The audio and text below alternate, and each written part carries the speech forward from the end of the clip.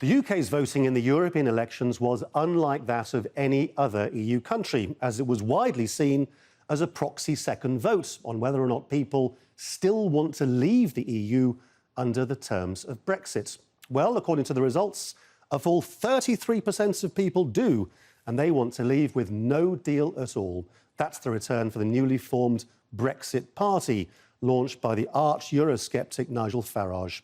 And on just under 2% for the far-right UK Independence Party, and the total for those who want a so-called hard Brexit comes to just under 35%. Inevitably, Farage was claiming victory.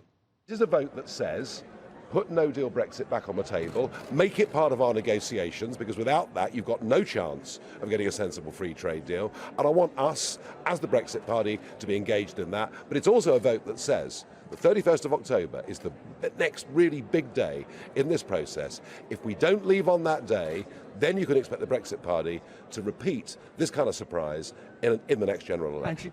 And what about those parties whose positions are not to leave the EU, or at least to have another referendum? Well, their votes were split across 5 different parties.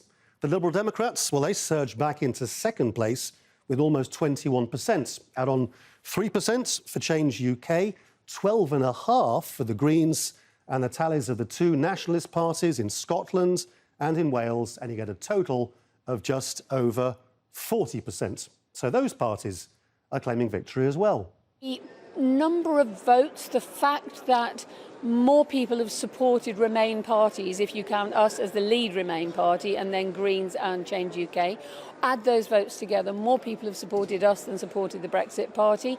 The government has to listen. So where does all that leave the so-called major parties? Well, the Conservatives bled votes to the Brexit Party and had an absolute nightmare, coming in 5th at just over 9%, their worst showing in an election in 200 years.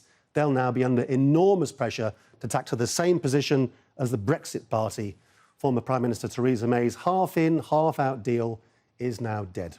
Labour had a terrible time too, polling just above the Greens on 14.5%.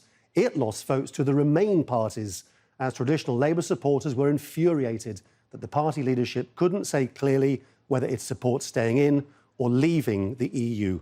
Labour leader Jeremy Corbyn is now under enormous pressure to back the Remain parties and demonstrate a majority for no Brexit.